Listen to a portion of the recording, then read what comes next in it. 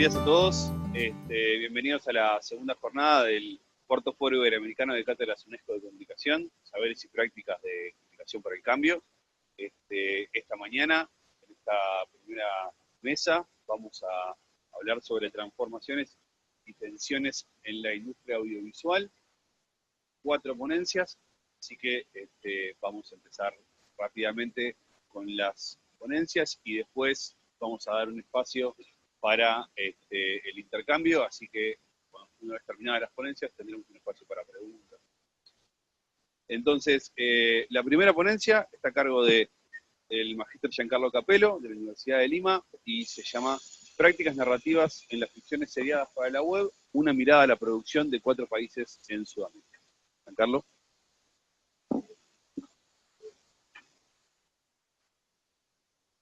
Muchas gracias, buenos días. Aunque ayer varios de mis compañeros lo hicieron repetidas veces, quiero insistir en agradecer a la Universidad Católica por la linda acogida y todo lo bien tratado y increíbles que nos tienen. Gracias, Rosario, y gracias por todo el equipo. Voy a hablar de las series web.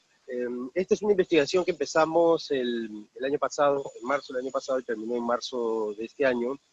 Es un formato bastante vital en Perú. Perú es uno de esos países, y si nos interesamos por esto, viene a colación con el tema de las prácticas para el cambio, es porque cuando empezó todo el cambio de paradigma hacia lo digital, la web fue vista como un espacio de renovación para todo lo que podían ser las ficciones y encontrar nuevos formatos y desembragar un poco de las prácticas habituales que veíamos en los medios convencionales. Entonces hicimos una comparación de la producción de 4 países, los 4 que tienen una mayor producción en la red: Argentina, Chile, Colombia y Perú, y estas son un poco las ideas que quiero compartir con ustedes.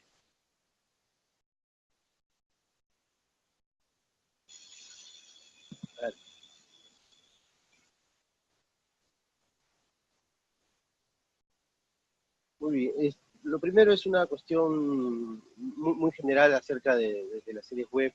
Son básicamente producciones gestadas, pensadas y distribuidas en la web. Todo hacia la web. Se caracterizan por ser producciones de duración corta, una fácil visualización, además de que permite lo que se llama una visión en tránsito, como lo pueden ver en la tablet, en el teléfono.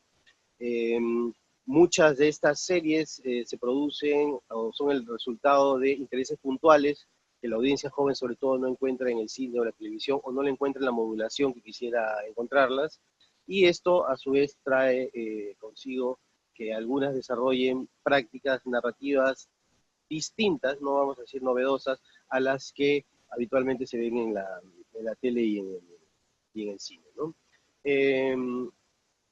Vamos a centrarnos en Latinoamérica, pero me parece importante hacer una descripción breve de qué pasa en otra instancia como la europea, por ejemplo.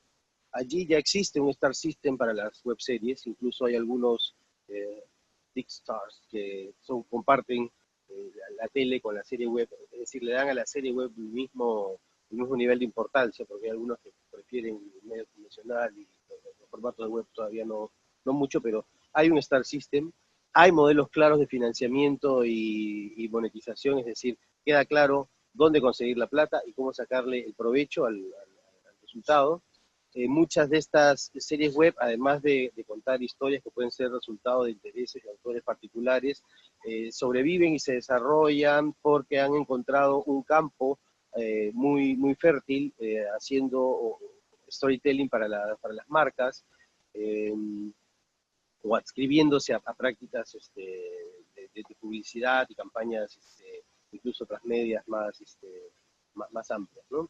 Y quizás lo más interesante es que estas series web han conseguido establecer un tránsito y flujo entre el cine y la televisión, es decir, algunas series web exitosas han pasado a ser películas o a convertirse en series de televisión, no todas con la misma suerte, y si no han llegado a convertirse o adaptarse para las plataformas estas mayores, han conseguido que sus spin-off o sus derivaciones vayan por alguna de estas plataformas. Digamos, en un ámbito como el europeo, esto ya no es un boom, no es una novedad, esta cuestión está sentada, incluso hay premios específicos, y no pocos. En Francia hay un montón de festivales de series web. Ese es el panorama afuera. Ahora vamos a ver qué es lo que tenemos aquí. Estas son un poco las series web que formaron parte de nuestra investigación. Son 10 por país. Voy a pasar rápidamente la cuestión metodológica porque creo que es más importante los resultados. Podemos compartir este punto de la conversación después. Eh, Básicamente son las series que salen primeros en los motores de búsqueda, son las series que generan entre sí referencias cruzadas, son series que han tenido impacto en medios de comunicación, tanto de la web como televisión y revistas y medios impresos, en fin, digamos, son las series más mainstream de estos países, ¿no? Hay algunas muy exitosas que no están puestas aquí porque curiosamente las más exitosas pertenecen a los albores de esta producción, ¿no? Entonces, para terminar esta parte, estas series web son las que se produjeron básicamente a partir del 2011 hasta el año pasado. Bien. Y construimos una serie de matrices para poder desagregarlas. Por un lado, hicimos una matriz para fijarnos en la estructura narrativa que usaban, para ver si había alguna diferencia con respecto a las formas estructurales que usaban en el cine y la televisión. Hubo una matriz para análisis de personajes, una vinculada a los géneros y los formatos, y una última matriz vinculada al lenguaje audiovisual. Entonces, básicamente los hallazgos principales tienen que ver con la plataforma. YouTube es la principal plataforma por la que va. Dos de las que analizamos usaron la Instagram Stories, que tienen, implica otro tipo de tratamiento. Quizás las más novedosas están, en cuanto al lenguaje audiovisual, están en Instagram Stories porque no te puedes y no te puedes extender mucho, ¿no? Antes había una plataforma, ustedes la recordarán, que se llamaba Vine, que te permitía contar cosas en 6 segundos. Bueno, Instagram Stories te obliga a contarlas en 1 minuto, ¿no? Entonces eso implica un ejercicio más creativo. Pero la mayoría se maneja por YouTube. Estas series web siguen la lógica televisiva. Básicamente esa es la base. ¿Y dónde lo podemos observar? En la lógica de serialización, por ejemplo. Construyen la serie siguiendo la pauta de las temporadas, aunque no son regulares, ¿no? Mientras que en el broadcasting convencional hay una temporada por año. Podemos encontrar series web que tienen 4 temporadas al año, con silencios entre una y la otra. Si preguntamos cuál es la lógica, no hay una noción clara. Podemos hacerlo ahora, lo hacemos ahora. Si no se puede, lo hacemos después, porque muchos de los grupos, de eso me voy a referir en un ratito, que se dedican a hacer series web, trabajan en publicidad o en otras circunstancias. Entonces, muchas veces usan el capital que tienen a disposición y lo hacen ya, antes de que se vaya en otros gastos, ¿no? La duración de los episodios es muy, muy, muy irregular. Tenemos episodios de 3 minutos hasta episodios de 53 minutos, y aquí sí hay una lógica. Mientras más pegadas están las producciones a la comedia, son más cortas la duración de los episodios, y mientras más alejadas de la comedia o más complicadas en realización son las temáticas, tienden a durar más. Hay una serie argentina que se llama Demonium, que es una cosa loquísima, es un cyberpunk, con ciencia ficción. Entonces, ellos lo venden como una película web, ¿no? Entonces, cada una de sus entregas ha sido es un episodio, ¿no? Y la duración es irregular. La primera duró 32 minutos, luego 13, la última 50 y pico, en fin, ¿no? Pero digamos, la duración está en función del género, por lo menos eso es lo que hemos encontrado. La mayoría está en la comedia o el dramedy, que es esta mezcla de comedia con drama. La ciencia ficción, algunos dramas sociales y algunas cosas vinculadas, algunas propuestas vinculadas al surrealismo en general. Luego, y aquí se sigue reproduciendo la lógica TV, las, las tramas suelen ser autoconclusivas en su mayoría, es decir, no son continuous serial, no es una historia que se cuenta a través de distintos capítulos, sino son historias que se abren y se cierran en cada uno de los capítulos. En algunos casos podría haber un arco dramático entre el principio y el final de la temporada, pero no es el mayor de los casos, ¿no? Básicamente es el anthology plot el que funciona. Y en las pocas que tienen un continuous serial, eh, la duración de las temporadas, los capítulos por temporada son reducidos. Aquí lo interesante es lo siguiente.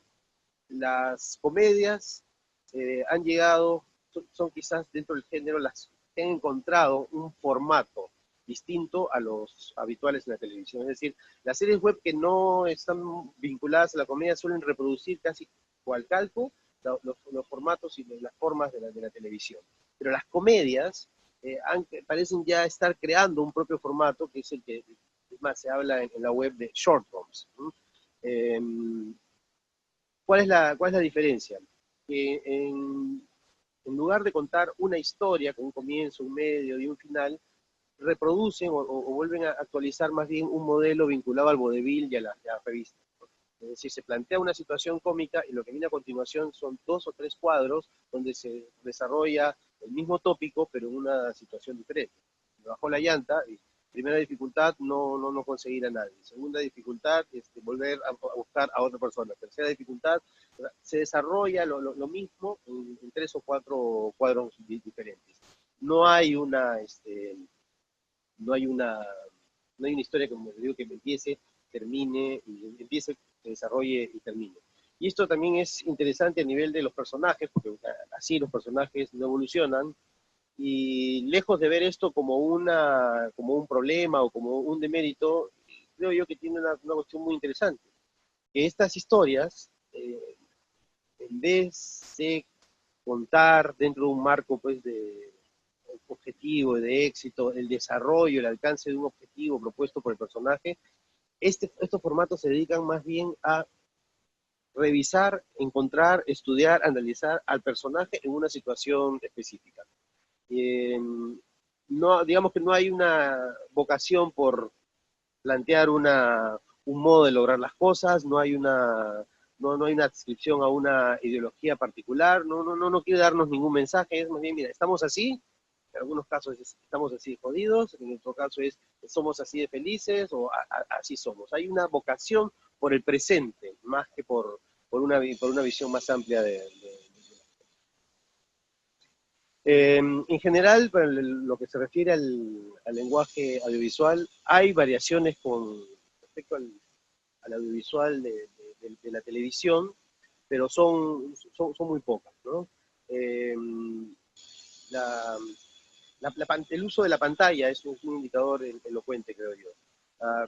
Las series web que tienen una vocación narrativa que se aleja de las comedias, tienden a generar en ese marco cuadrado de la pantalla el widescreen. Tienden a generar un formato cine. Y su vocación de planos y de cobertura es absolutamente cinematográfica. Están haciendo cine en la web. Y en la televisión, los tiros de cámara, la disposición, es también televisiva. Básicamente son 3 cámaras si las tienen, y si no tienen 3 cámaras, la cobertura es igual. Un plano general y otras 2 cámaras que te dan los detalles, ¿no? Digamos, en términos visuales, hay no hay mayor no hay mayor diferencia. Algunas sí tienen, sí le meten algunas cositas propias de la web, ¿no? Por ejemplo, hay un formato muy vital que es el de los videoblogs, los tubes, y que son un formato que visualmente son muy dinámicos porque le meten animaciones, música, cortan el ritmo de la narración, es bien ecléctico y bien interesante. Algunas de estas series web introducen estos elementos, pero no son las más. Donde sí se apartan de la televisión, aunque no es propio de la web, es en el tratamiento que se le da al mundo interior del personaje. O sea, no digo que esto, insisto, sea David. propio de la web, pero hay mucha presencia de esto. ¿A qué me refiero? El mundo interior de los personajes sale en las series web a menudo, a través de recursos metatextuales o intertextuales, a partir de citas a modo de homenaje a películas, es decir, alguien va a enfrentar a su mejor amigo porque siente que lo ha traicionado y la cobertura es propia del spaghetti western, ¿no? Son dos tipos a punto del duelo y el plano que va, un plano medio, un plano gusto, un primer plano, un primerísimo. Es la cobertura de Sergio Leone, ¿no? O música que aparece en algunos momentos y que te remite, por lo tanto, a alguna serie o alguna película y te da cuenta de qué es lo que está pasando por la cabeza del personaje o qué es lo que podría pasar, ¿no? Eh, y esto trae algunas consecuencias, que si quisiéramos buscar, de hecho hicimos la indagación con varias de las productoras, cuál es el modelo de financiamiento y monitorización que están usando, la respuesta que tienen es, no hay un modelo específico, pero sí hay un propósito. Es decir, lo que estamos haciendo en la web, queremos que sirva para mostrar nuestro trabajo, queremos que sirva para que se vea lo que somos capaces de hacer. Intentan hacer como quien hace un book profesional para que vean el trabajo de lo que son capaces de hacer, y la finalidad es adscribirse, ser contratados, insertarse en el marco de producción y de gestión económica de la televisión o del cine. Muchos de estos hacen series web para luego tener una carrera en el cine, es decir, la serie web ha reemplazado a lo que en los 80, por lo menos en el Perú, equivalía al cortometraje. Hacías un cortometraje y era tu carta de ciudadanía como cineasta, y a partir de ahí empezabas a crecer, ¿no? Pero el propósito es, no han concebido todavía, y ellos dicen que es complicado por temas no solamente de conectividad, sino de que el espacio de la web no está visto todavía como un mercado, no sabemos cómo instrumentalizar el mercado para generar ganancias por ahí. Entonces ahorita hacemos esto para ir a la televisión o para empezar a labrarnos una carrera, ¿no? Sin embargo, hay un terreno propicio y todavía no explotado del todo para hacer de esta serie web algo distinto y adscribirnos un poco a esa idea de que la web iba a renovar mucha de la ficción y de las producciones. Y creo que lograr eso pasa básicamente por lo que les pongo ahí, que es replantear las retóricas y las sintaxis tradicionales de la narrativa audiovisual. Por ejemplo, el solo hecho de poder contar con la posibilidad de tener una pantalla vertical, esto es algo que todavía no se ha explotado narrativamente. La pantalla sigue siendo horizontal o cuadrada, pero la pantalla vertical de por sí ya podría darnos un terreno para explorar. Lo otro es no perder de vista que estamos en la red, por lo tanto, la lógica del interenlace, la lógica del relato electrónico, de saltar de uno a otro, traer más de una referencia, es algo que tampoco en las series web está ejecutado, ¿no? Lo cual evidencia que hay incluso un horizonte transmedia adelante para poder desarrollarse. Si bien el panorama es bastante diferente al europeo, creo que en marcha, donde han podido ver un poco al ritmo de cómo van también las transformaciones en las empresas de broadcasting y las majors que pueden tener cada país. No todos los países de Latinoamérica han hecho el tránsito completo a la televisión digital, todavía estamos en televisión analógica. Probablemente cuando hagamos ese salto, esta idea ya pueda verse con mayor claridad la red como un espacio de mercado y de monetización, que ahorita es un problema, ¿no? Desde que hay una desconfianza en general, porque ¿de qué nos guiamos? De los clics, de los likes, hay robots que hacen eso y pueden generar vistas fantasmas, Incluso plataformas como YouTube están cambiando sus lógicas de medir el visionado para definir cuánta publicidad va. Antes bastaba con que lo vieran, ahora la lógica de YouTube es no me interesa que le den clic para verlo, me interesa que lo hayan visto todo. Entonces hay una serie de cosas que están cambiando y que probablemente cuando terminen de definirse en un contorno, en un contexto como el latinoamericano, seguramente van a poder darnos más de una satisfacción. Muchas gracias.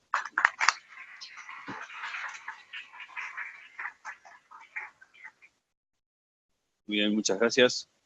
Ahora vamos a escuchar la ponencia de la doctora Rosario Sánchez de la Universidad Católica del Uruguay, titulada Impulsos y frenos de la ficción uruguaya en un nuevo ecosistema mediático, una aproximación desde el Observatorio Iberoamericano de Ficción Televisiva, OITEL. Buenos días, muchas gracias por estar acá.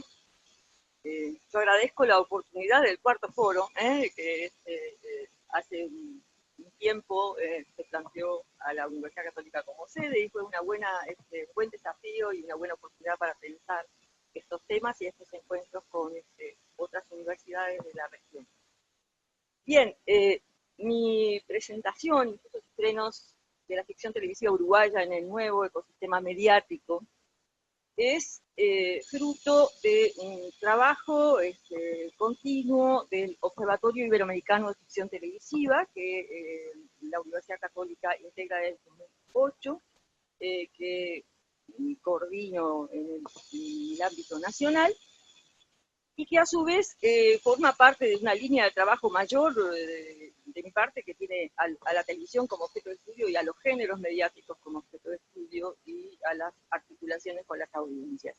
Aquí me propongo hacer un corte específico, me propongo ver en principio alguna mirada en perspectiva histórica de esta ficción televisiva nacional, en el ámbito iberoamericano, y el Observatorio Iberoamericano de Ficción Televisiva tiene la particularidad de producir información a partir de un protocolo metodológico común que se aplica en los 12 países, que no solo se ocupa de ver qué producción iberoamericana está circulando, ¿sí?, en nuestras pantallas, sino que también hace una mirada hacia la producción nacional en cada país, pero también hacia los contextos audiovisuales en los que esa producción se genera, ¿sí?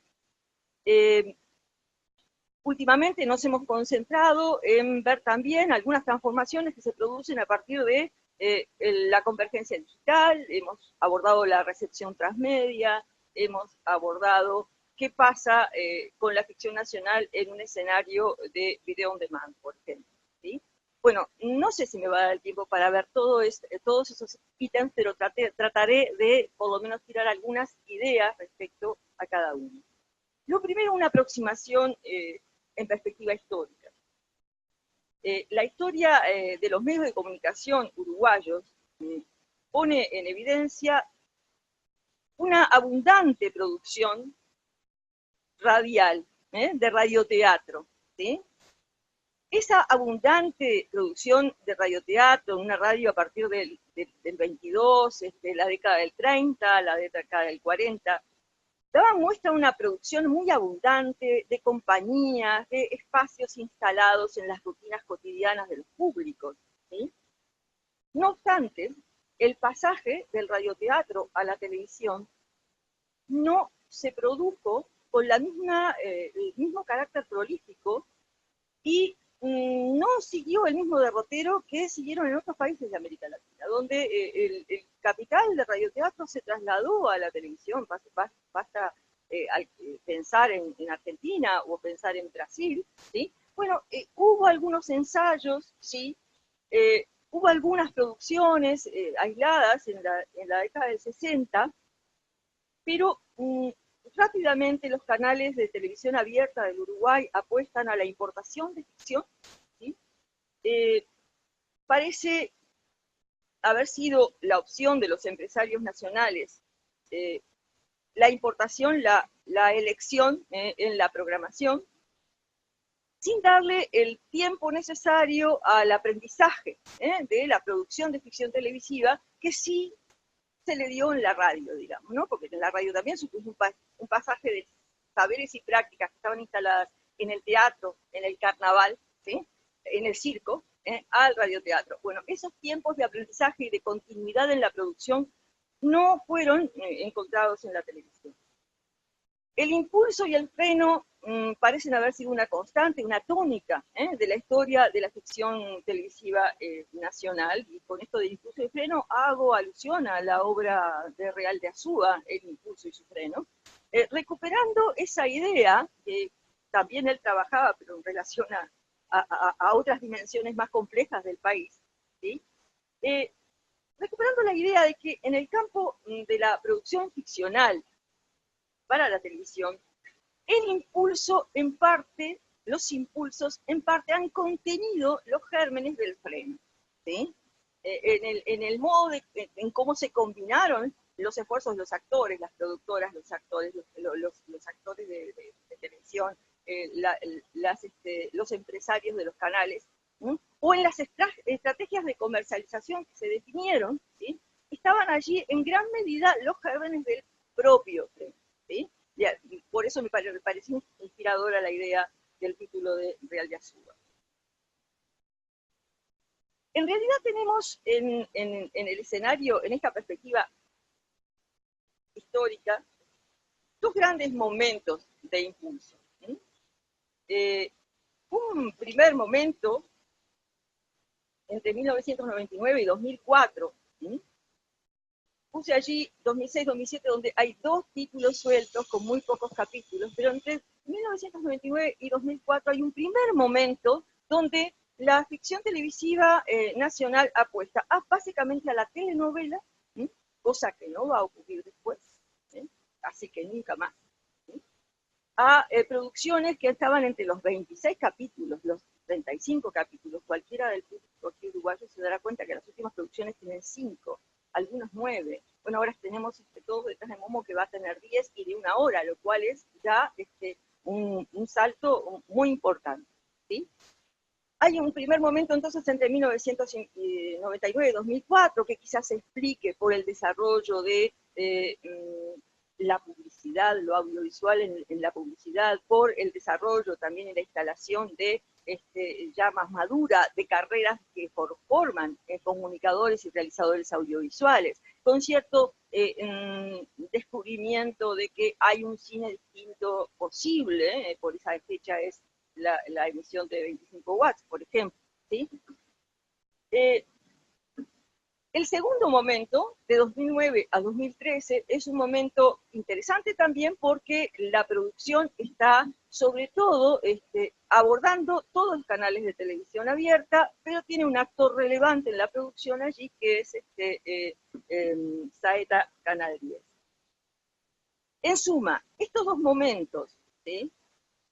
Los dos momentos parecían anunciar la posibilidad de una industria audiovisual ligada a la televisión.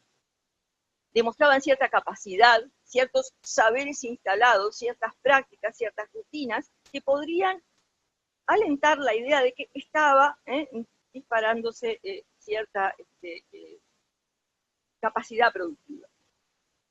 Sin embargo, los dos impulsos quedan como encerrados en sí mismos, ¿sí? Encapsulados, y desde el año 2014 hasta hoy, bueno, aquí en el 2005 no iba, hay un error en el tipeo. De 2014 al 2018, ¿sí? Solamente tenemos estos títulos, y la particularidad de estos títulos es que son producciones generadas a partir de fondos públicos y que solamente van por las pantallas públicas, o por TV Ciudad o por TNU. Por pantallas que suelen desentenderse bastante de la conquista de las audiencias, no tienen medición de audiencia en este momento. En el último reporte anuario de Ovitel no pudimos dar cuenta de cuál es la audiencia de TNU ni de TV Ciudad, porque ellos no miden y no pudimos conseguir datos. Y quienes reciben los fondos públicos, algunos dicen, bueno, en realidad está bárbaro esto porque yo me tengo que desentender del público, puedo hacer lo que yo quiera. Bueno, en ese panorama, ¿verdad? Los fondos públicos parecen ser un impulso relevante, pero quizás no esté cumpliendo la función o no tenga todavía la articulación necesaria con actores privados que propicie un desarrollo más continuo. En Ovitel, nosotros tomamos como indicador de la capacidad productiva de los países las horas de pantalla. ¿Sí? Tenemos, si nos concentramos solamente en la ficción nacional, digo, en el panorama iberoamericano que revela el último anuario, nos encontramos con que las horas de producción nacional en general subieron, descendieron, sí, las horas de oferta de ficción iberoamericana en general. ¿Sí? Bueno, nuestro panorama es que entre 2015 y 2017 la producción nacional fue de 29 horas. 2009-2013, aquel segundo momento de impulso que identificaba hace un rato, es de 192 horas. Y en ese otro momento, 1999-2004, donde había producciones de más cantidad de capítulos y extensión, 3.810. Es decir, estamos en un momento entonces más bien de reducción. O sea, hay dos impulsos, pero en este momento lo que tenemos es una situación de 29 horas. Ojo, 29 horas porque todavía no le sumé las de 2018 enteras, digo 2029 hasta 2017, ¿sí? Hasta que no se emita Todos detrás de Momo de forma completa, no le damos el crédito de esa cantidad de horas de emisión. La ficción producida con fondos públicos y emitida por medios públicos, ¿no? Bueno, nos plantea, por un lado, algunas oportunidades y algunos problemas. Los fondos suelen ser escasos. La producción debe entonces adaptarse y a seguir postulando a nuevos fondos, lo cual lleva a que se extienda mucho el tiempo de realización y que esté disponible el producto. Y en algunos casos es difícil conseguir la pantalla que lo emita. Es decir, los fondos no están pidiendo un acuerdo con una pantalla que ya, el modelo chileno, por ejemplo, implica que en esos fondos el concursante ya tiene que tener una alianza con una pantalla de televisión que le permita la emisión. No es el caso. Entonces, finalmente, la pantalla asegurada sí es la de la televisión pública, ¿sí? Y en el caso del mundo de los videos, por ejemplo, en 2016 estaba pronto y estuvo todo el año sin poder ser emitido hasta que en 2017 apareció por TV Ciudad y por TNU. Las tendencias en la producción nacional tienen algunos rasgos. Digo, por un lado, esto que decía de los fondos públicos que suponen una larga ejecución, costosa ejecución para después lograr poner al aire 5 capítulos, de no más de media hora. ¿Sí? Bueno, eso genera problemas de sustentabilidad, perdón, de calidad, de eficiencia, ¿sí? en algunos casos, aunque el producto final pueda tener una calidad aceptable. Hay una nueva modalidad de fondos, que es el Series UI, parecería estar buscándose una modalidad de fondos que sean más abundantes, pero al mismo tiempo obliguen a producción de 10 capítulos de 1 hora cada uno y que además tengan una vocación internacionalizante, que se pueda vender fuera del país. Nosotros tenemos un mercado chico y entonces el mismo problema que tenemos para hacer sustentable un yogur, imagínense que también lo tenemos para una serie de televisión. Hasta ahora, uno de los problemas centrales tenía que ver con que, bueno, eran series muy cortas y que los canales de televisión tienen muchas horas para cubrir, entonces no es negocio invertir en una cosa que les va a solucionar muy poco de tiempo pantalla. ¿Sí? Los rasgos, desde el punto de vista narrativo de estas series, en general tienen que ver con una tendencia a articular o a tener diferentes relaciones entre ficción y realidad. Rotos y Descosidos, por ejemplo, tiene un marco ficcional en el cual incrustan fragmentos de la realidad. Los reportajes, digamos, solamente tienen un lazo narrativo muy, muy débil con estos personajes que tienen un programa de televisión en el que hacen entrevistas. No llega a ser un falso documental, pero sí el falso documental es una constante en muchos intentos de producción ficcional. Incluso de las webseries, no me voy a detener en ese tema, pero sí hemos visto que en las webseries, Escuela de Canotaje, Uruguay Desconocido, son, bueno, Polifaceta, son algunas de las webseries que exploran ese falso documental y en clave de humor. En el mundo de los videos, claramente el falso documental es la estética elegida, antes lo había sido en red, ¿sí? Y en algún sentido, esa opción por el falso documental pretende disimular los escasos recursos que se tienen para la producción, pero al mismo tiempo también le supone adoptar o se reconocen, en cierta manera, influencias de Monty Python, bueno, estoy ya muy atrasada, así que no me voy a detener mucho más en esto, pero lo que me interesa plantear es que propiamente ficción, ficción sin relación con lo documental, sin pedirle prestado ninguna legitimación a lo documental, está feriados, está ahora todos detrás de Momo, ¿sí? Pero otras producciones o se alían con lo educativo, la ficción sirve cuando es para educar o para reír. Digamos, lo educativo y lo risible parecen ser dos elementos centrales. Esta ficción nacional se ubica en un panorama de oferta de ficción iberoamericana.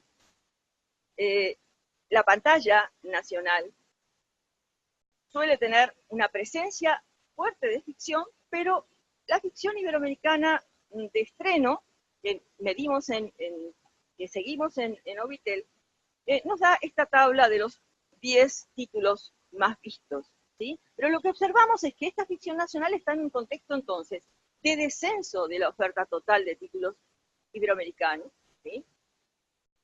Y lo ponemos en relación a este otro fenómeno, ¿sí? Sí desciende los títulos iberoamericanos, son 28 los que ofertamos, se ofertaron en el 2017, cuando la tónica general, la tradición histórica era en torno de los 40, ¿sí? O sea, hay un descenso importante. Eso sigue la tendencia general de todos los países que integran, de los 12 países que integran Ovitel.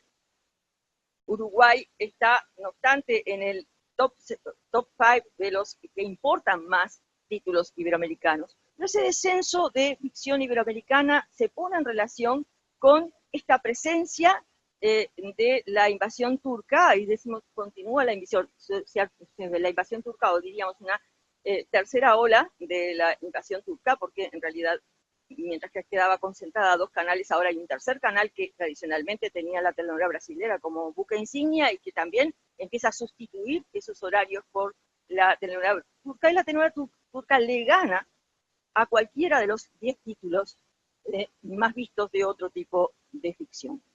Y este fenómeno, que es una estrategia comercial y de programación de muchos canales, que es calcado del modelo chileno, si Chile es el que importa estas ficciones, y concretamente Juan Ignacio Vicente, que es el que descubre Las Mil y Una Noches en un mercado de ficción y la importa, en realidad lo hace desde Mega Televisión, un canal que estaba en una situación deficitaria, y lo hace para hacerse competitivo, pero pensando en producir sus propias ficciones, sus propias telenovelas, cosas que efectivamente hace, Perdonando estos pecados, Amanda, que son top 10 en muchos países de América Latina. Esa no es la lógica que usaron los productores y los programadores nacionales, que tienden en un contexto de cambio o ecosistema mediático en cambio, que rápidamente en el Uruguay además nos daría un panorama bastante prometedor, porque tenemos una penetración de Internet muy grande, una brecha digital que año a año se reduce y que permitiría entonces expandir las pantallas hacia otras modalidades. No me voy a detener en esto, simplemente para cerrar, diría que estos actores, si bien puede haber esfuerzos que supongan a Vera TV o los canales, las compañías de cable que ofrecen servicios streaming, no hay ficción nacional ahí. En Vera TV hay 2 títulos, ¿sí?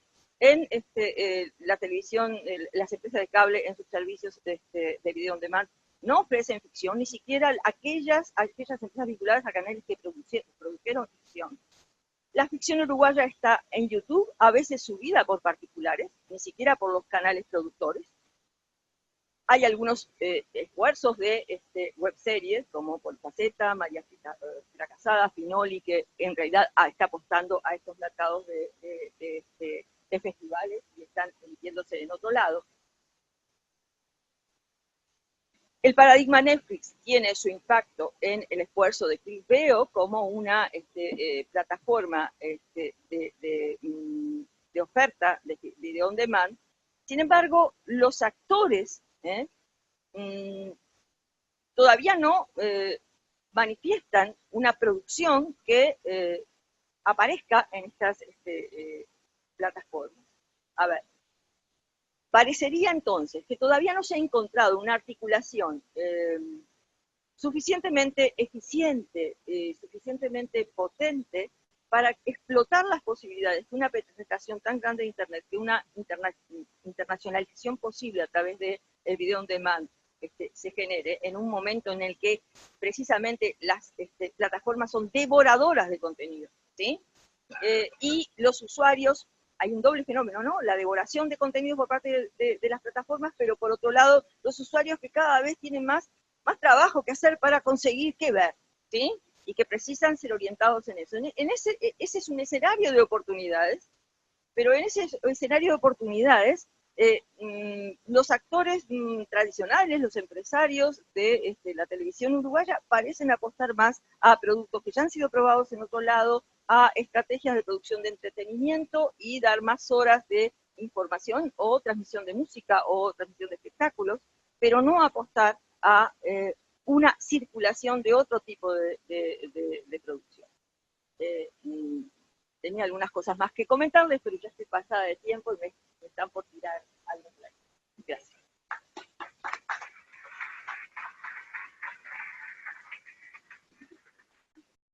Muchas gracias. Ahora vamos a pasar a la presentación de la doctora Florencia Varela y de la magister Laura Rocha, ambas de la Universidad Católica del Uruguay, que nos van a presentar el caso de Control Z, primero la película y después la productora. Muy buenas, somos 2. Prepárense. ¿Estamos?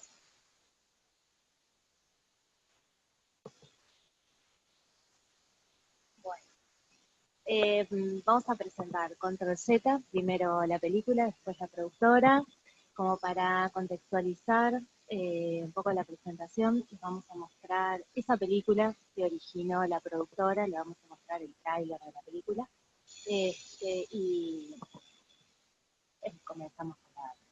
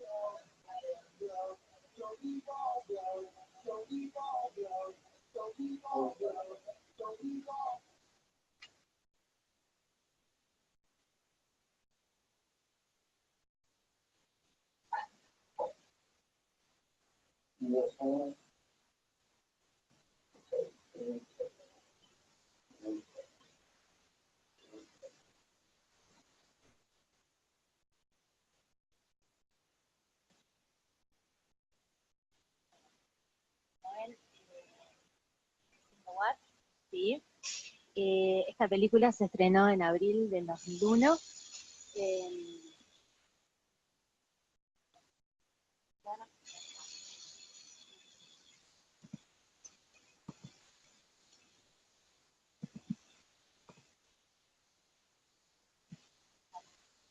Se estrenó en abril del 2001 en el Festival de Cine de Cinemateca. Y queríamos empezar mostrando este tráiler y mostrando un poco lo que es ahora como un stream de la pantalla de Control Z Films, ¿sí? Nosotros les vamos a contar un poco de esta investigación que estamos haciendo con Florencia, y nos basamos en realidad, como en el comienzo, en una intuición que tenemos, que es que la generación 93, que estudió en la Universidad Católica, muchos de ellos derivaron, ¿sí? Muchos de los egresados que hicieron el énfasis en narración creativa, derivaron en abrir lo que es la productora Control Z, ¿sí? Ahora en realidad Control Z, como Control Z ya no existe más, hay otros emprendimientos asociados a estos mismos egresados, que son Mutante Films y Temperamento Film. Y bueno, y a nosotros lo que nos interesa es el caso en sí mismo de Control Z y la necesidad de la apertura de una productora a partir de tener una película, ¿no? Y cómo eso después fue generando otras películas, ¿sí? Que por las historias que se cuentan pueden encontrarse conexiones. Y entonces decimos que es un caso en sí mismo por las formas novedosas de la resolución audiovisual en el marco de la producción nacional, ¿sí? Como para contextualizar un poco esto de Control Z, les voy a contar un poco una entrevista que buscamos en la investigación con Florencia, y que dice Pablo Stoll, ¿sí? Uno de sus de los que abrió Control Z, dice: Control Z éramos Juan Pablo Revela, Fernando Epstein y yo, que habíamos terminado 25 watts y que teníamos que distribuirla, ¿sí? Tuvimos que inventar una empresa y pusimos ese nombre que se le había ocurrido a Juan Pablo. Entonces, esta es como una evidencia de la cual nosotros partimos, de que en realidad la producción de 25 watts, el haber realizado y terminado 25 watts, fue lo que originó Control Z. Y una de las cosas que nos interesó fue como empezar a ver qué pasó y cómo ellos, ¿sí? Pudieron capitalizar 25 watts, pudieron producir 25 watts. Y entonces es que nosotros nos vamos un poco, y contextualizo la generación 93, ¿sí? Y encontramos que proponen, ¿sí? Desde su formación, una forma que articula algunas condiciones de creación y de producción, como el bajo costo, la estructura audiovisual abierta y una afiliación grupal, ¿sí? Y una de las tendencias y de esas cosas que nos interesan estudiar es esta forma de creación, ¿sí? Cómo se vincula con una estética de lo cotidiano, de lo doméstico o autorreferencial, ¿sí? Que en realidad estamos hablando en un ámbito también de la estética de la subjetividad, ¿sí? Bueno, entonces, un poco como dice allí, intuimos que estas particularidades han tenido alguna incidencia en la creación audiovisual en general. Por ahora es solo una intuición. Este proyecto tiene como varias etapas. En primer lugar, en esta primera etapa estamos definiendo un poco qué es lo que hace de este caso un caso en sí mismo, ¿no? Perdón por mi voz.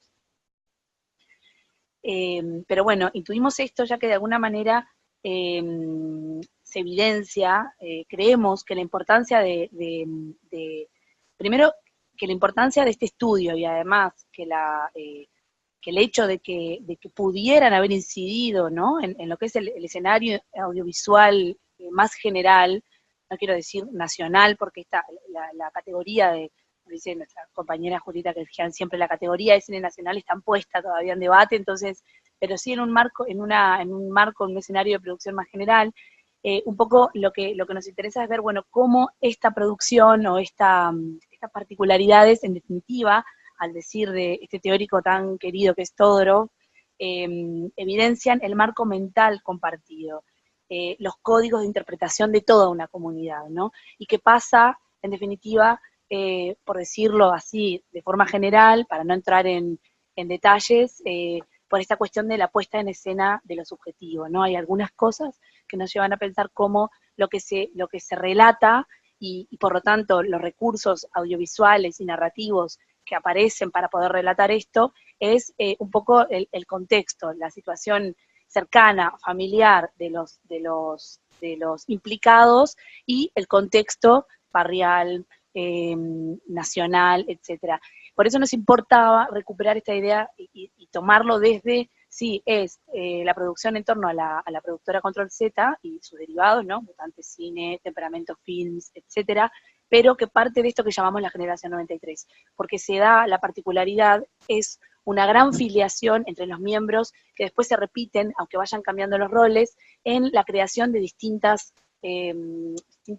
creaciones audiovisuales, cortos, videoclips, películas, más producciones más grandes, producciones más pequeñas, con formatos más alternativos, en donde eran un grupo que se conocen aquí en la universidad y que empiezan a trabajar todos juntos y siguen trabajando todos juntos, y no solo ellos, sino amigos de amigos y familiares. Entonces, esta generación tiene una afiliación muy importante, y lo que en las entrevistas de alguna forma aparece es que lo que quieren hacer es contar las cosas que ellos vivían, ¿no? Lo dicen, su música, a partir de sus vivencias, y un poco su forma también de entender lo que es el mundo, digamos. Lo interesante de esto, perdón, ya seguís, y ahora, es que lo que sostiene también este interés es que cuando se percibe, cuando el espectador lo que ve es esta puesta en escena, lo que traduce no es particularmente el barrio de 25 watts, sino la vivencia de cualquiera en su barrio. Entonces no importa, esto es una idea que queremos ahora destacar con esto de algunas categorías que nosotros en principio para definir este caso hemos tratado de distribuir, que es el espacio doméstico y familiar, la poética autobiográfica, la temporalidad cotidiana y la acción performativa. Son características propias en las que lo que aparece es como lo que cada uno vive por esto, ¿no? Entonces, no sé si ya tengo que leer esto, me deberé. No, ahora, después lo vamos a desarrollar. Estas categorías que Florencia plantea, y como terminando de contextualizar la generación 93, nosotros lo que hicimos también en parte de la investigación fue hacer una revisión de la producción y cuál era la propuesta curricular y formativa de la universidad, y ahí encontramos un poco como para contextualizar el perfil del egresado, ¿sí? Que planteaba que es un creador con una capacidad teórico-práctica para comprender la globalidad del sistema profesional, un profesional polivalente a los lenguajes, con competencias en el campo de la gestión y los proyectos fílmicos. Eso nos pareció interesante también para destacar las características de uno de los puntos que nos parecen interesantes en esta investigación, que es ver su formación curricular, ver esta formación abierta, semiprofesional en sus técnicas y los recursos, con una impronta teatral. Eso lo vimos visionando muchos de los productos y los trabajos que hicieron en el proceso de formación, y con una fuerte impronta teórica de la licenciatura. Y como planteaba Florencia, uno de los objetivos, una de las preguntas que nos mueve como para formularizar, bueno, toda esta investigación, es analizar Control Z desde las condiciones de formación de la generación 93 en la UCU, para comprender en qué medida lo no profesional incidió en lo que concebimos como una puesta en escena de lo íntimo y de lo subjetivo, comprendidos estos en términos estéticos. Un tipo de puesta en escena que sostendremos hace de un caso en sí mismo al grupo de cineastas conformado con su mayoría por la generación 93, que posteriormente se identificaron como Control Z. Entonces, aquí están estas categorías que decíamos. En principio voy a leer un poco porque si no, esta idea del espacio doméstico, ¿no? En las películas como 25 watts, Whisky, etcétera, e incluso en cortos realizados durante la época de estudios, como 31 de diciembre, 6 de enero, entre otros, el espacio doméstico familiar ocupa en gran parte el protagonismo. Por espacio doméstico familiar nos referimos a un espacio doméstico que está realmente vinculado a la familia cercana de los individuos. No es un espacio doméstico recreado como locación. Realmente es el espacio doméstico de alguno de ellos. Está realmente vinculada a la familia de los involucrados en el equipo de producción, como la fábrica de medias en Whisky, por ejemplo. Son escenarios que no solo evocan lo doméstico como metáfora o representación escenográfica ante el espectador, sino que desprenden y posibilitan una narrativa y por consiguiente una semántica particular que impregna el sentido total de la película. Lo que evoca en el fondo es el gesto de las películas y fotografías familiares propias de todo espectador y el acontecimiento que las posibilitan. A todos nos recuerdan la forma en que nos movemos en nuestros espacios domésticos. Y a todos nos recuerdan ese álbum o ese archivo familiar con el que convivimos, ¿no? Ya sea hoy estas nuevas formas que están en los celulares, pero antes teníamos o las películas o las veíamos cada tanto, el cumpleaños, etcétera. En el cine familiar, como sostienen algunos teóricos, Roger Oden es como es paradigmático en este sentido, suele producirse una especie de desorientación espaciotemporal en la que la duración de los acontecimientos y los lugares precisos en los que se desarrollan no tienen relevancia. No importa qué muro es este, ¿no? Importa que de alguna forma vemos que es el muro del barrio. Y lo es, efectivamente, es el muro del barrio de alguno de ellos, yo no recuerdo exactamente de cuál, pero lo es.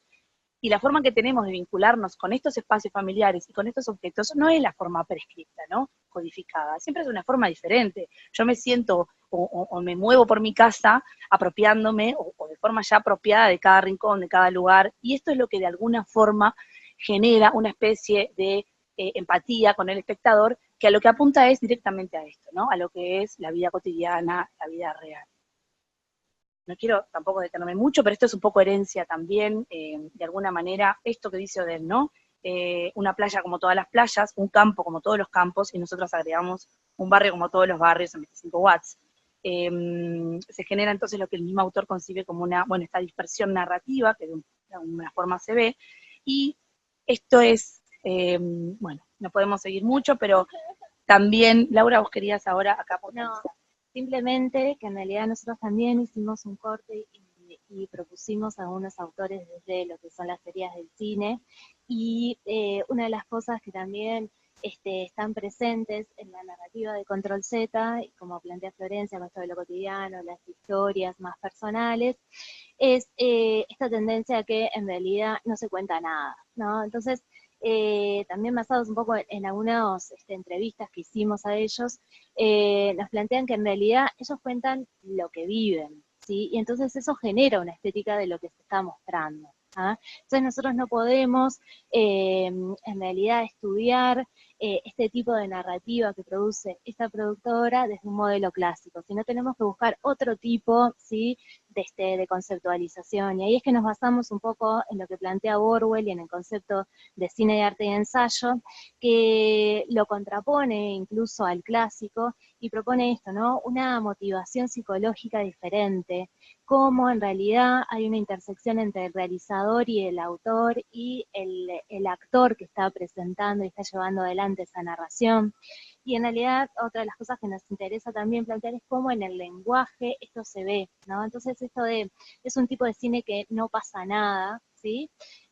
¿Cómo se logra la verosimilitud? ¿Cómo hay un marco coherente, integrado por un número de elementos que fusionados generan otro tipo de relación y de lenguaje cinematográfico?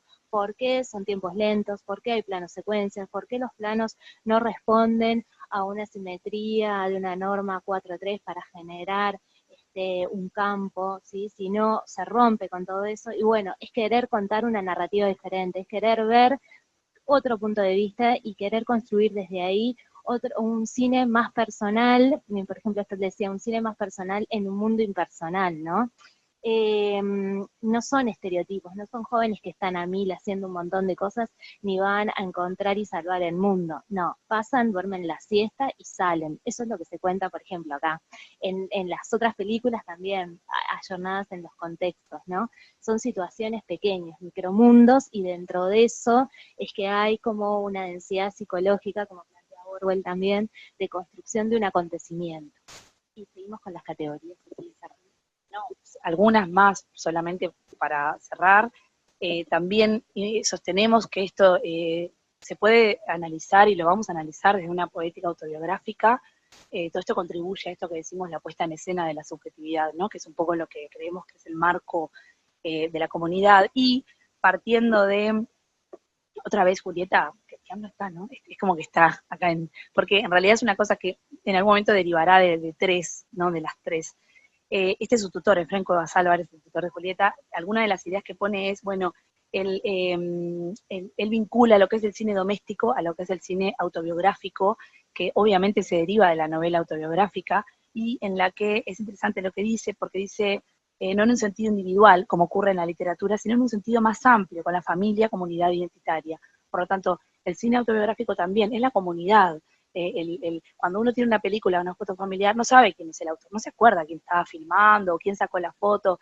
Entonces, el autor es la familia. En este caso es lo mismo, ¿no? El tema es que el autor, personaje, que son los que coinciden en lo autobiográfico, en realidad, sí, son estas personas, es toda la generación 93, y por consiguiente un poco la comunidad.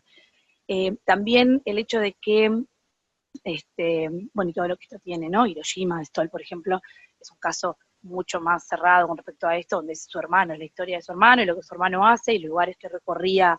Obviamente, siempre hay algo de ficción, como toda autobiografía. Ya lo dice Barthes también, cualquier autobiografía es ficción de uno mismo. Entonces, en esto también.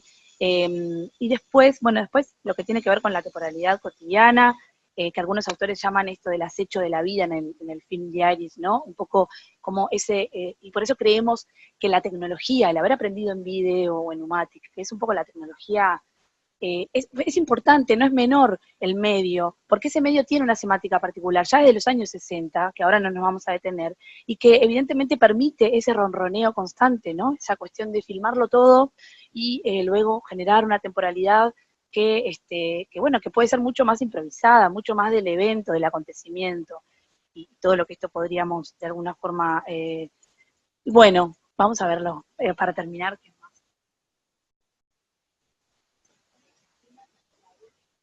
Es el comienzo de Hiroshima, que fue la última producción Control Z, ¿sí? Y vamos a mostrarles un minuto para cerrar.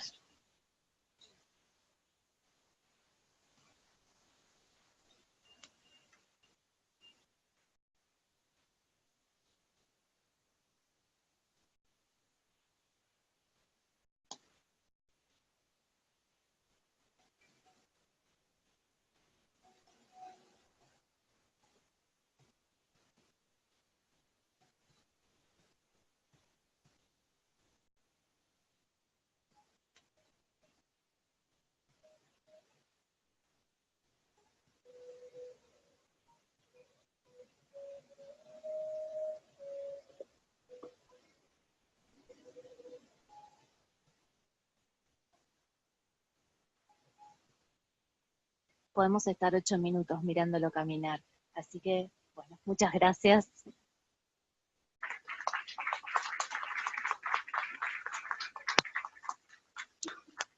Muy bien, muchas gracias. Ahora vamos con la última ponencia de la mesa, a cargo de la doctora Patricia Bernal, de la Pontificia Universidad Javeriana.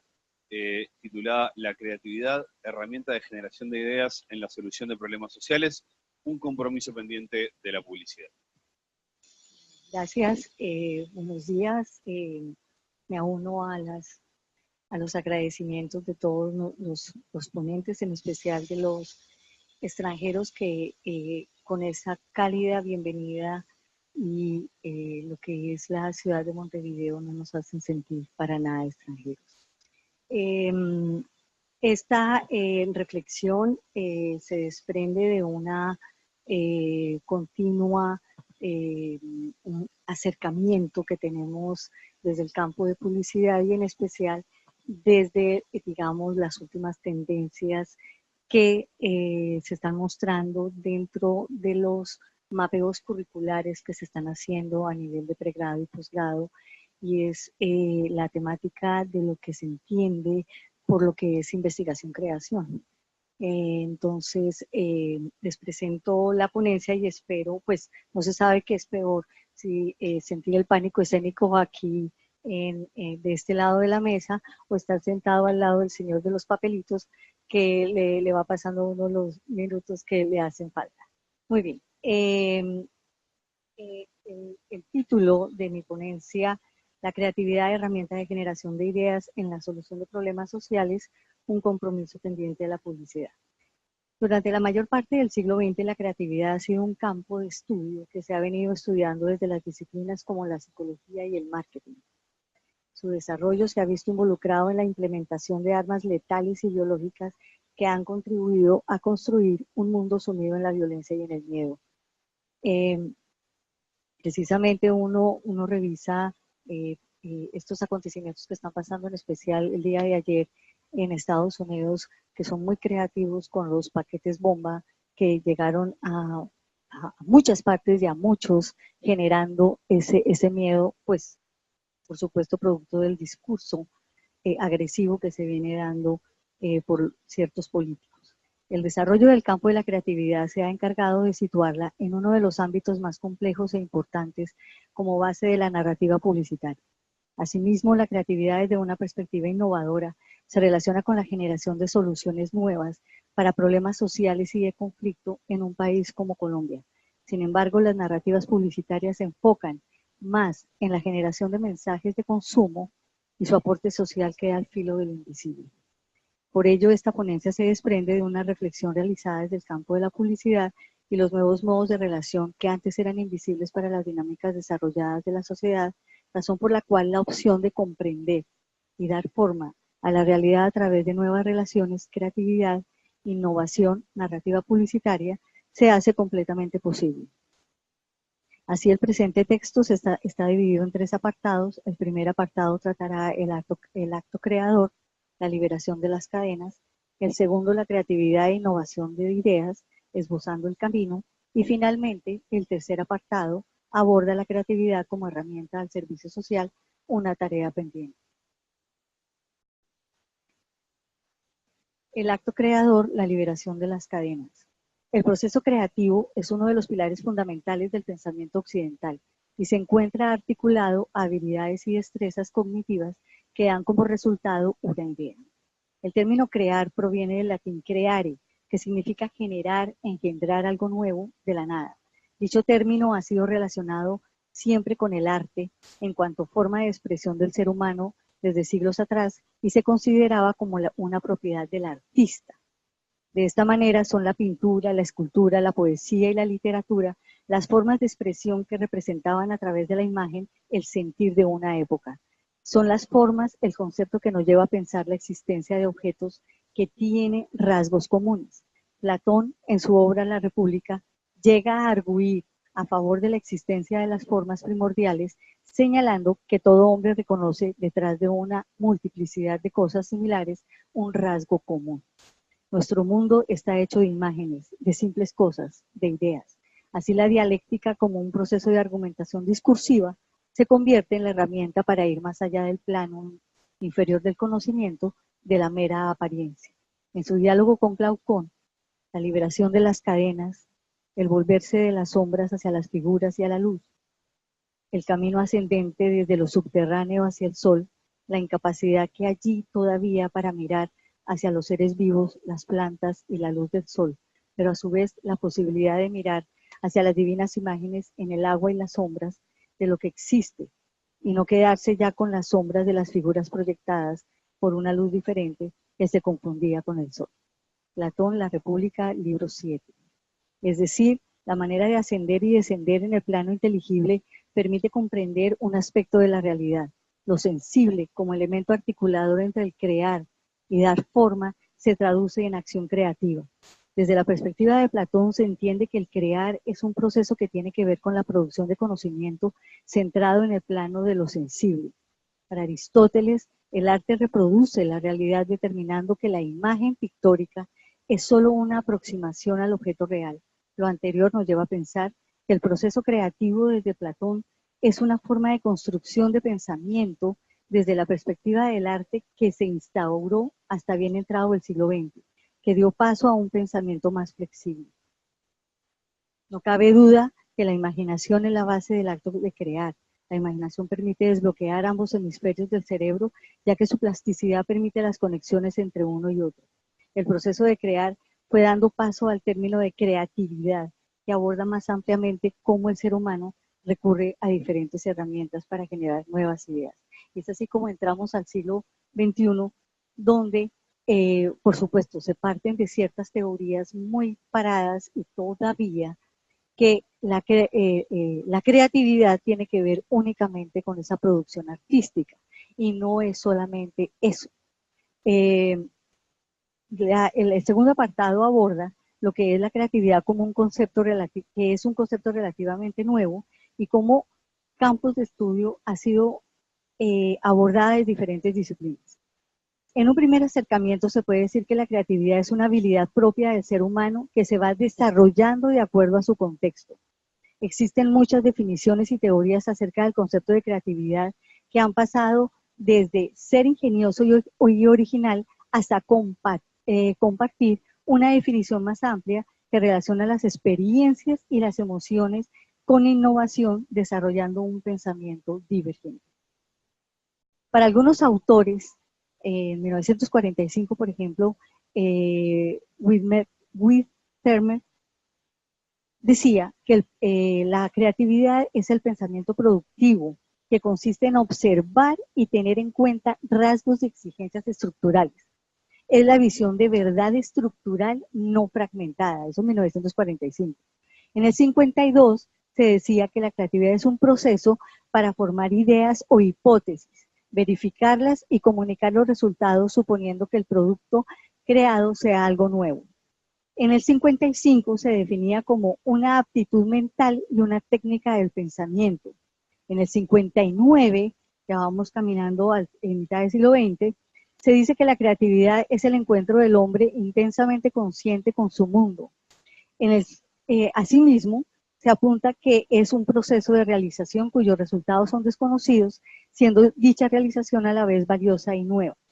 La creatividad también responde a la capacidad de actualización de las potencialidades creadoras del individuo a través de patrones únicos y originales. Piaget, ya en el 64, decía que la creatividad constituye la forma final del juego simbólico de los niños cuando éste es asimilado en su pensamiento. Guilford, en el 71, dice que es la capacidad o aptitud para generar alternativas a partir de una información dada, poniendo el énfasis en la variedad, cantidad y relevancia de los resultados. Lo anterior, y hay muchas definiciones, muchas, eso sí, leerlas es complicado. Lo anterior demuestra que se han realizado estudios en diferentes momentos de la historia que apuntan a diversas posturas de evolución del pensamiento del ser humano. Se puede observar que los estudios se enfocan desde considerarla como herramienta hasta la asociación de ideas. No obstante, la creatividad no ha sido contemplada desde un punto de vista colaborativo y comunicativo. Es decir, que la participación de un equipo que trabaje en proyectos comunes permite el desarrollo de un pensamiento divergente que genera ideas creativas mediante la exploración de posibles soluciones. Lo que es importante entender es que el ser humano, desde su nacimiento hasta los 5 años, es altamente creativo. Su pensamiento creativo radica en la expresión y manifestación creativa en el manejo de situaciones propias a su edad. Posteriormente, y entrando a la escuela, su capacidad creativa va disminuyendo debido a que en las escuelas la creatividad es enseñada y la expresión innata que tiene cada ser humano se va acabando con el tiempo. Sin embargo, la creatividad no es solo es lo que podríamos llamar es propia del ser humano, es innata. Es una capacidad que se va desarrollando de acuerdo con el contexto en el que cada uno crece. Así otros factores como la experiencia previa, la observación, el conocimiento de un campo específico, análisis variable de una situación, entre otros factores, ayudan a generar ideas creativas y relevantes. Lo anterior requiere de tiempo. Es un tiempo basado en el espacio, dado que en el momento que existe una intuición, su desarrollo y la generación de una idea, lo que quiere decir que no existe un tiempo medido. El análisis de una situación, de un problema complejo, lleva tiempo. En definitiva, la innovación de ideas se fundamenta en una creatividad colaborativa basada en preguntas previas que van describiendo una línea que dibuja el camino para mirar un problema desde diversas perspectivas. Finalmente, el tercer apartado, creatividad como herramienta al servicio social, una tarea pendiente. Retomando lo que se decía en la primera parte, la dialéctica se puede convertir en un proceso de argumentación discursivo para ir más allá del plano inferior del conocimiento, de la mera apariencia, permitiendo que se desarrolle un pensamiento divergente, de fluidez mental, de ver las cosas de forma distinta, de formular nuevas y muchas preguntas acerca de un problema o situación y dar múltiples respuestas. El proceso creativo debe contemplar las siguientes fases: un proceso de sensibilización, un proceso de observación, de imaginación, de conceptualización de un problema, de una situación, un proceso de comunicación para tener como resultado proyectos en marcha que articulen en la creatividad y la comunicación como puente para generar ideas. Lo anterior permite determinar que la creatividad es la base fundamental para el desarrollo de proyectos de innovación social. Es indudable que la creatividad se encuentra influida por contextos sociales, políticos y culturales, y aspectos como la motivación, las emociones, juegan un papel muy importante en el proceso creativo. Asimismo, el desarrollo de proyectos sociales innovadores, donde el proceso creativo se encuentra inmerso en su construcción, son un activo intangible en la transformación social de un país en posconflicto. En Colombia existen experiencias diversas que se traducen en proyectos de carácter social e innovación.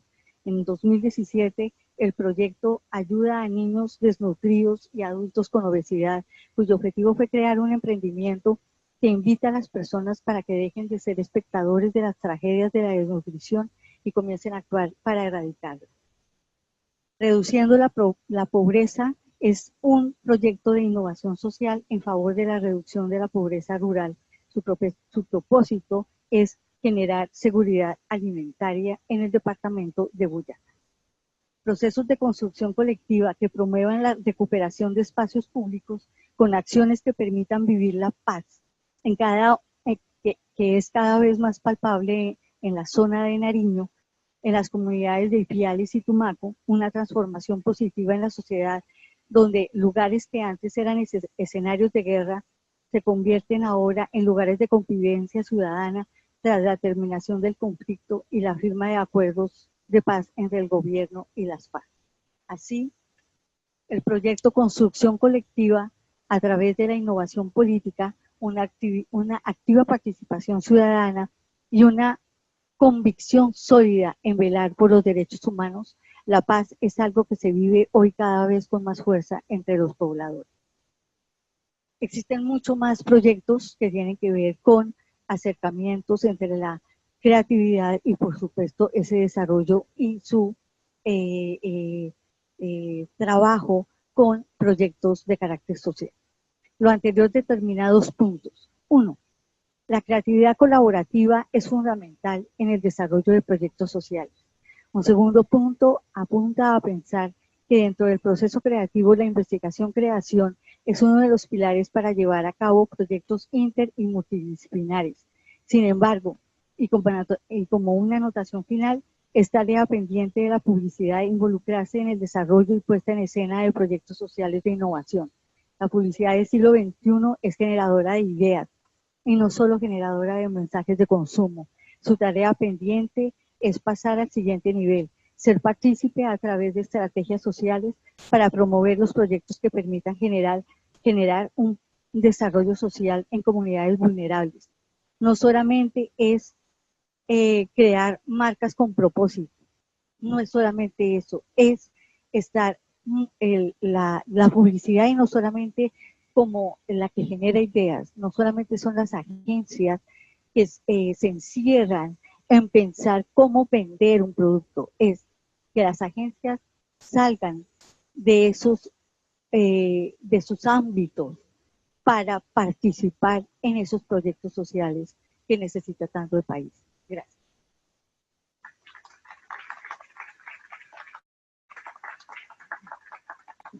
Muy bien, muchas gracias. Quedan 15 y unos pocos más minutos que vamos a, seguramente y con mucha gallardía, robarle a la mesa que viene. Así que vamos a abrir ahora el espacio para las preguntas.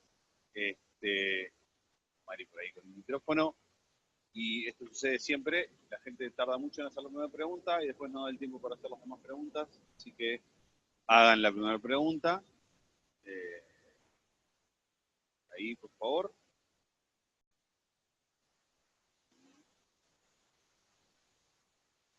Gracias.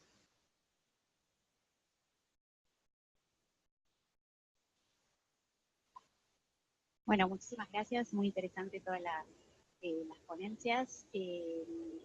No sé si vamos a tener acceso a alguna de las investigaciones, porque para la carrera la investigación sobre las series web es particularmente interesante, ya que el tercer año está implementando una serie web y sería un material bien interesante el estudio comparativo. Esta pregunta es para Rosario y tiene que ver también un poco con el análisis, con el primer análisis. ¿Te parece que lo que está faltando para generar ese impulso tiene que ver con que todavía no se ha encontrado el modelo de negocio? Es decir, con que todavía parecía más claro, ¿no? Es decir, las pantallas transmiten una telenovela, tiene buena audiencia, es muy claro que hay que poner pauta publicitaria en el medio, funciona. Estos nuevos modelos de televisión a demanda, donde en realidad justamente no sabemos, es decir, se administra, el espectador se administra cómo quiere ver, se sortea la tanda,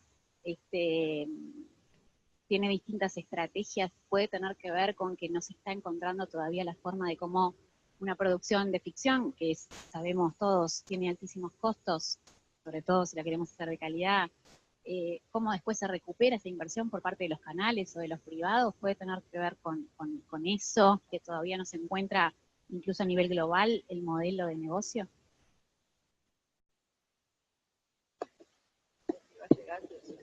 Si no, hablo fuerte. Efectivamente, ha habido históricamente problemas para encontrar un modelo de negocios sustentable, ¿sí?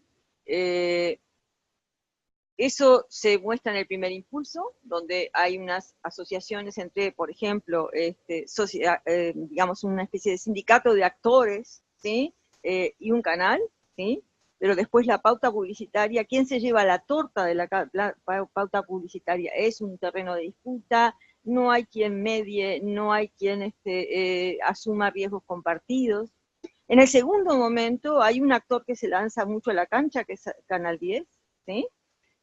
Pensando que su competencia también iba a ser lo mismo, había una legislación que estaba en discusión, que hablaba de una cuota pantalla, entonces como todos vamos a tener que tener esa cuota pantalla, bueno, los actores involucrados no acaban de encontrar un modelo de subsistencia, pero también no acaban de encontrar partners que se comprometan en la misma lógica, y la política pública no parece estar articulando los esfuerzos y las potencialidades.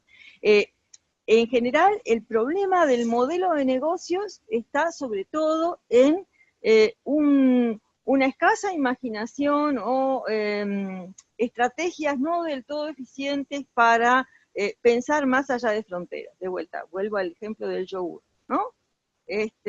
Capaz que el yogur lo podemos sustentar en el mercado interno. Una producción audiovisual necesita hacerse desde acá para el mundo, para nosotros y para otros, ¿sí?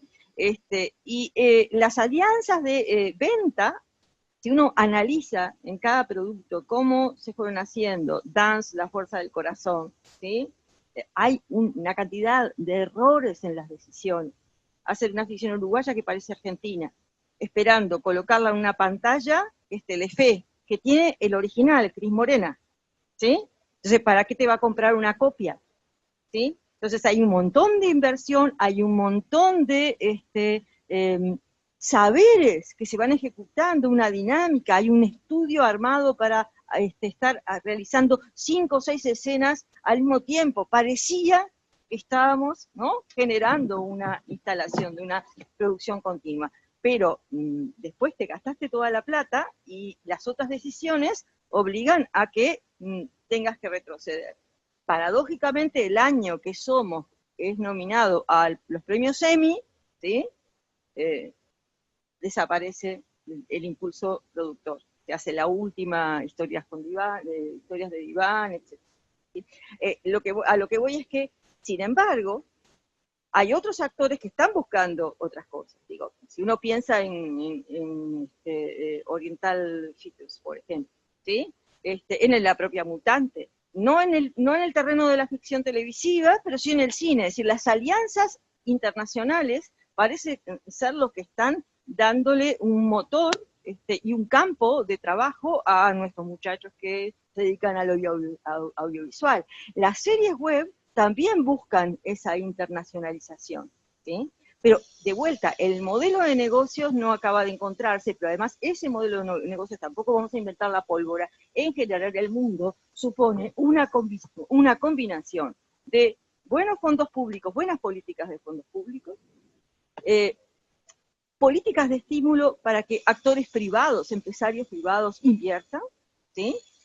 Y redes de coproducción y de colocación en un circuito internacional. En este escenario, para el Uruguay estaría muy bueno, porque si uno mira Netflix, ¿sí?, para ver una... Ya no se precisa tener 30 capítulos, ¿sí? No tenés por qué hacer una telenovela de 150. Capaz que tenés 5 capítulos muy potentes, ¿sí? No sé, yo he visto cosas buenísimas que tienen 5 capítulos, ¿sí? Entonces, ya no, la televisión abierta y su exigencia de cubrir horas y horas de programación era mucho más agobiante que este escenario. Y es un escenario de oportunidades que parecería que algunos están tratando de aprovechar, pero los actores tradicionales, digamos, incluso los estatales, no parecerían estar operando en un sentido muy eficiente. ¿Sí? El caso que escriben de Uruguay es muy parecido al peruano. Llegamos a la misma situación por otras vías, ¿no? En los esfuerzos de producción de ficción últimamente se han estado enfrentando con esa idea de que el mercado interno no es el único, además tiene que hacerlo con una proyección global, porque si no la producción no se sostiene. Hay una palabra horrorosa que tiene que ser un producto local, funciona a nivel global, pero sin perder la esencia local. Y ahí es donde surge un problema que va directamente con lo que estoy preguntando, que cuando lo piensas en función global, sin perder tu esencia local, lo que más te están exigiendo en verdad es tu marca local, pero de acuerdo a lo que se entiende o se lee que debe ser o debes construir. Seguramente aquí me podrán corregir o ampliar un poco más. Yo sé que algunos colegas colombianos no están muy felices con que la producción colombiana que haya salido esté más vinculada al narcotráfico, ¿no? Hay, digamos, a eso iba. Hay también una idea de qué es lo que deberías producir, cómo deberías producirlo en todo sentido, como para poder tener un lugar en esta red global. De alguna manera alrededor de Colombia se ha hecho esto de En tanto haya narcotráfico, chicas voluptuosas, ¿sí? Aroma caribe, cualquier cosa que esté empaquetado así va bien. Ese paquete ya de alguna manera te marca el género y el tratamiento de las cosas, ¿no? Y con la producción peruana pasa un poco lo mismo, ¿no? Lo curioso es que si también tenemos problemas de narcotráfico, hasta donde hemos planteado, no, nosotros no nos piden narcotráfico, nos piden más bien esta cuestión de casi ficciones históricas, ¿no? Pero los incas, ¿no? Los incas como una cuestión, Machu Picchu, ¿no? Claro, pero sí, pero lo que bueno, los temas que piden, entonces, ¿qué tienes ahí? Los incas, una ficción histórica que ya de por sí es costosa, ¿no? Y al mismo tiempo, pero piden no una versión, pues, digamos, genuina de los incas, sino la versión que ellos tienen de los incas. No sé si recordarán la cuarta película de Indiana Jones, aterrizaba en Nazca, en Ica, ¿no? Al costado nomás está Machu Picchu y en verdad el desierto está aquí, Machu Picchu está por allá. Y además estaba Pancho Villa también, que hablaba quechua, entonces de Río Grande para abajo todo es igual, ¿no? Entonces, te piden esas cosas. Entonces, para responder a tu pregunta, los contenidos, uno puede tener la mejor de las ideas y hasta todo un plan como para vender el yogur, pero también te estrellas con el tipo de yogur que quieren, que quieren comer y cómo quieres incluso que se lo vendan, ¿no? Hay una visión desde las majors que también tiene que cambiar para que esto fluya mejor.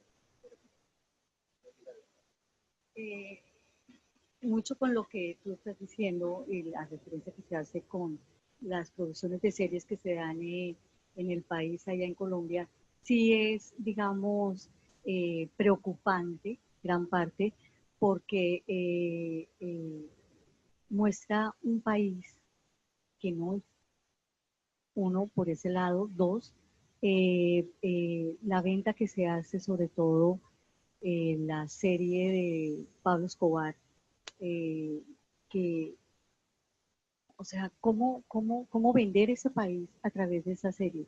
La gente va a ver que Pablo Escobar pues, era una maravilla, pues, ¿cuál es el problema?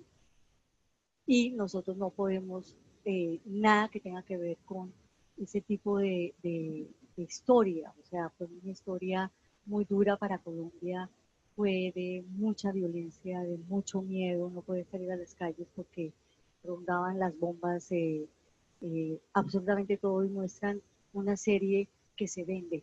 O sea, ahí es cuando uno reflexiona desde, desde un aspecto muy filosófico y es eh, cómo en este momento se vende un país. No se construye una memoria falsa de ese país. ¿Qué piensan los chicos cuando adolescentes y niños que ven esa serie? Dicen, este era nuestro país, esto es lo que mis padres vivieron, mis abuelos vivieron.